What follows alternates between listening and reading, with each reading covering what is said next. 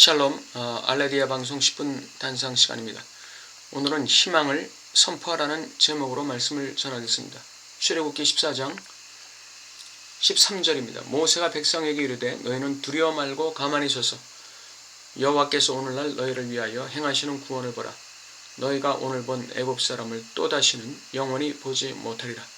여호와께서 너희를 위하여 싸우시리니 너희는 가만히 있을지니라. 13절 14절까지 읽었습니다.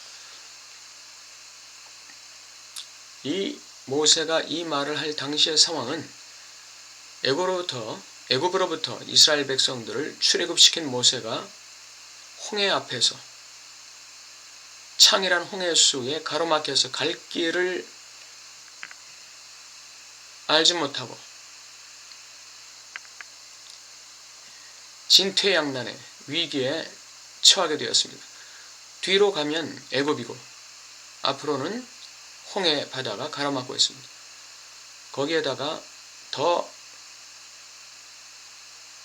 상황을 어렵게 만든 것은 애굽 바로 왕이 자신의 병거를 이끌고 이스라엘 민족들을 다시 포로로 잡기 위해서 뒤쫓아오고 있다는 것입니다. 이와 같은 진퇴양난의 상황을 생각해 보십시오. 얼마나 초급하고 정신이 넋이 나갈 상황입니다. 이스라엘 백성들이 정신이 나가고 넋이 나가고 혼이 나갈 상황이 아니겠습니까? 애굽 군대가 도착하면 그들은 모조리 다 도륙되고 남은 자들은 다시 애굽으로 들어가서 극심한 처절한 노예 생활을 해야 될 것입니다. 이러한 상황을 현재 여러분과 여러분의 가족들의 상황과 한번 비교해 보시기 바랍니다. 우리 대한민국의 상황과 비교할 수도 있습니다. 우리 대한민국의 현 상황도 이스라엘 백성들이 홍해 앞에서 애국 군대의 추격을 받던 그 상황과 별 다를 것이 없습니다. 나라가 주저앉느냐 다시 일어나느냐의 진퇴양난에 처해 있습니다. 여러분과 저의 가정 또는 개인의 상황은 어떻습니까? 여러 가지 상황과 환경적인 어려움으로 인해서 진퇴양난의 위기에 처해 계신 분이 아마 많을 것으로 생각됩니다. 이때 모든 사람들이 모세와 하나님을 원망하며 애굽으로 돌아가자고 말했습니다. 애굽 바로 왕에게 항복하자고 말했습니다. 그때 모세가 했던 행동은 무엇이었습니까? 오늘 그는 다른 행동하지 않았습니다. 오직 여호와 하나님을 긍정하는 말을 했을 뿐입니다. 그것이 바로 오늘 본문에서 말씀하신 모세의 선언입니다. 너는 가만히 있으라. 그리고 오늘날 여호와께서 너희를 위해서 행하시는 구원을 보라. 여호와께서 너희를 위하여 싸우실 것이다. 이것이 신앙을 가진 사람의 전형적인 두드러진 특징입니다.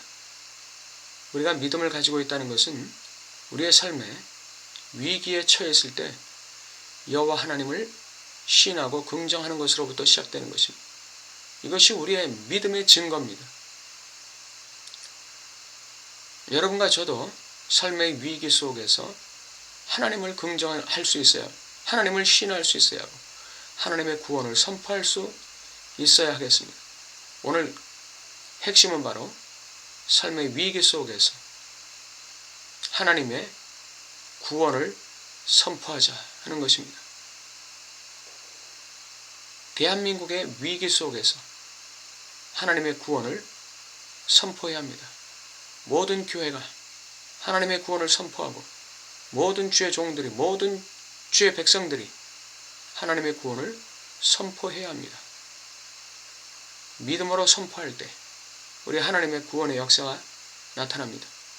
이 당시에 이스라엘 백성들이 하나님께 구원받은 것은 이스라엘 백성들이 잘해서가 아닙니다. 이스라엘 백성들은 지금 불신앙 속에 있습니다. 하나님을 부인하고 있고 원망하고 있고 혼이 나가서 두려움에 사로잡혀서 애굽 왕 바로에게 무릎 꿇을 마음의 준비를 하고 있는 것입니다. 이와 같은 상황에서도 하나님은 이스라엘 백성들을 홍해를 갈라서 구원하셨습니다. 오늘날 우리가 비록 하나님 앞에 온전치 못하고 우리의 행실이 하나님을 기쁘시게 하지 못한다 할지라도 우리가 이 위기 속에서 우리의 마지막 남은 믿음의 고백으로 하나님을 신하고 하나님을 긍정할 때 하나님의 구원이 나타나지 않으리라고 누가 보장하겠습니까?